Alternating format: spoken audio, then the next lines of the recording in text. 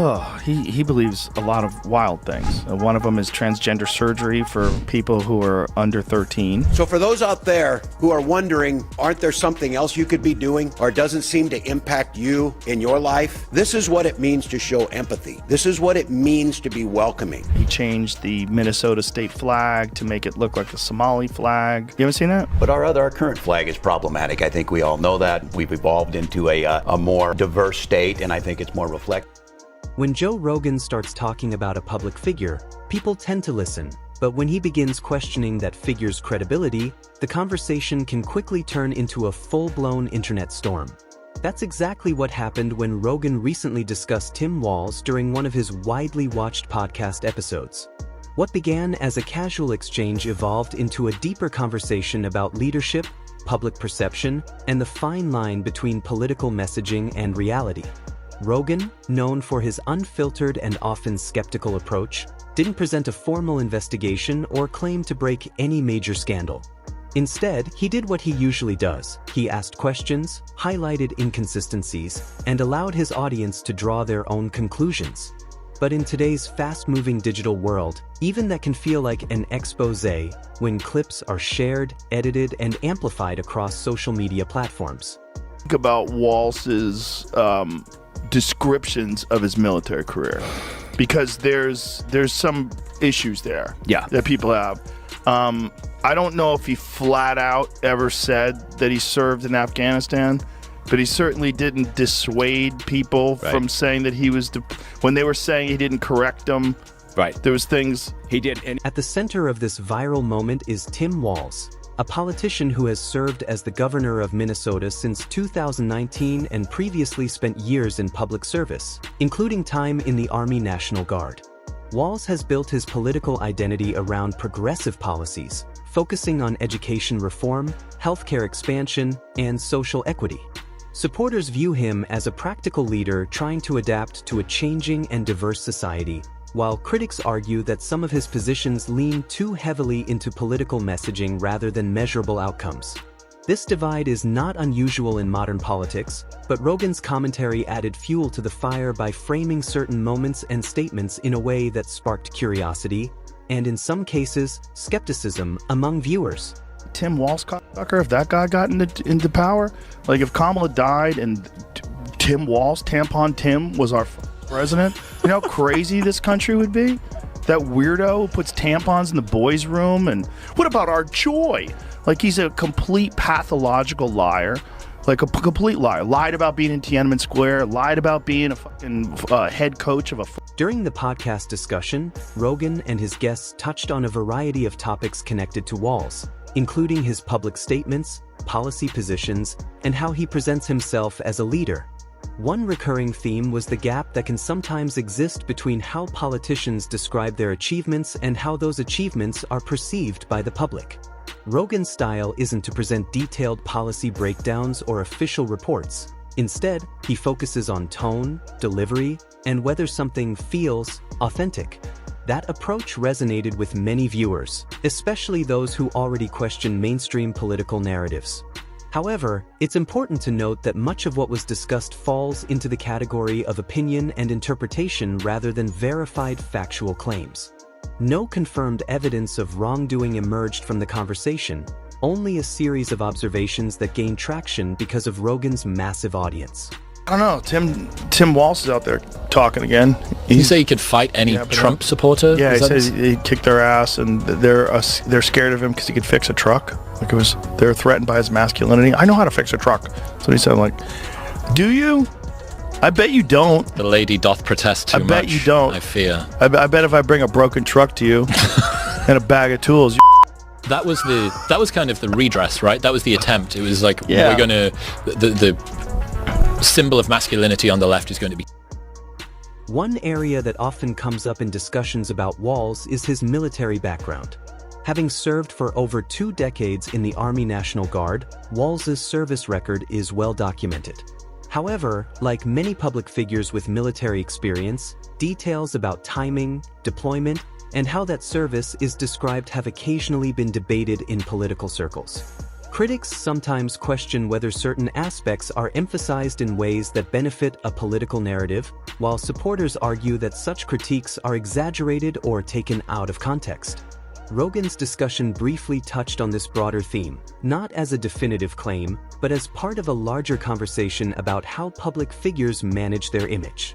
This is a common pattern in political discourse, where perception can carry as much weight as reality. Video of Tim Walz doing the exact same thing. Right.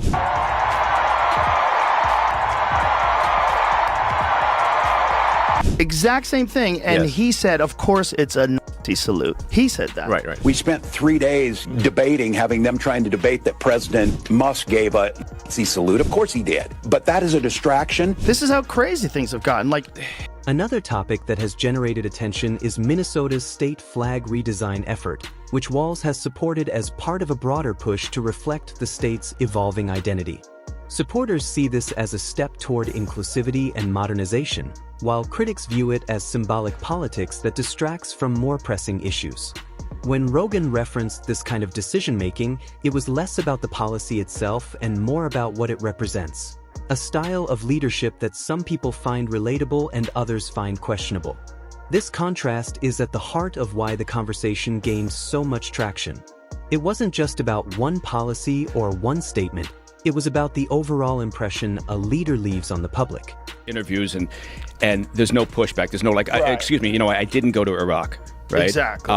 And I retired, as my unit was deploying.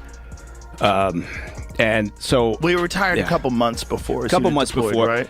Yes, What but, is the whole but those story guys behind know it? they know that they're going, right? It's not Right. like they suddenly get a paper, on one day. There's a build up to that, and they're aware of it. And so, even as personnel were saying, look, we all knew we were going. He knew he was going. No, okay. As clips from the podcast began circulating online, the reaction was immediate and intense. Social media platforms filled with commentary, memes, and debates, turning a long-form discussion into a series of viral moments. Some viewers praised Rogan for asking questions they felt were being ignored, while others criticized the segment for lacking context or presenting subjective opinions as something more definitive. This split reaction highlights a broader trend in modern media, where the line between entertainment and journalism is increasingly blurred. Rogan operates primarily as a podcast host, not a traditional journalist, yet his influence is strong enough that his words can shape public perception in significant ways.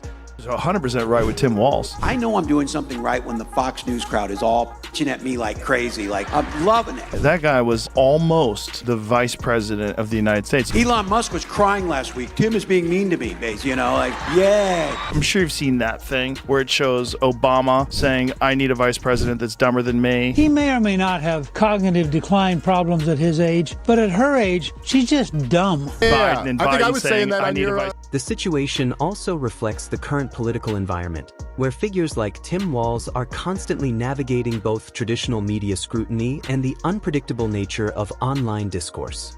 Walz has been openly critical of political opponents such as Donald Trump and J.D. Vance, positioning himself within a broader national conversation about policy and leadership.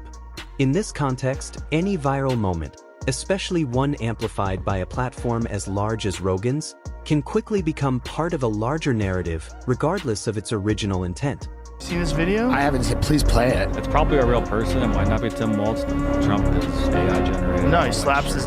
I mean, that is hilarious. Oh, it's definitely him. This is all 100% real, Jamie. You're a plant by the Jamie's government. compromised. On top says it's AI generated. Riley so Moore much. fell for an AI-generated video of Minnesota government. I fell for it too. And do you know why I fell for it? Yeah. Because I believe that he's capable of doing. What makes this story particularly interesting is that there was no single defining revelation.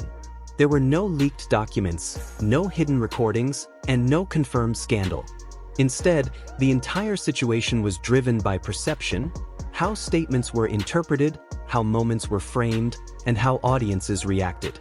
Rogan essentially held up a mirror to a series of public moments, and the audience decided what they saw in that reflection. For some, it reinforced existing doubts. For others, it highlighted the dangers of drawing conclusions from incomplete information. I mean, they were talking about cracking down on hate speech online. Like, that free speech is not hate speech. That Tim Walz guy was actually saying that. I think we need to push back on this. There's no guarantee to free speech on misinformation or hate speech, and especially around our democracy. Hate speech. As of now, both figures continue on their respective paths. Joe Rogan remains one of the most influential podcast hosts in the world, known for his wide-ranging conversations and willingness to challenge mainstream narratives. Tim Walz continues to serve as governor, focusing on policy initiatives and navigating the complexities of public office. Whether this viral moment will have any lasting impact is still unclear. In the fast-paced world of digital media, today's headline can quickly become tomorrow's forgotten story. However, it does raise important questions about how information spreads, how opinions are formed, and how influential voices can shape the way we view public figures. You know? No. For the video of him taking down the Minnesota flag and he replaced it with the new flag that looks a lot like the Somali flag. Minnesota has a huge population of Somalis in it. All right, ready. Whoa, wait a minute. So he gets the flag, picks it up, and replaces it.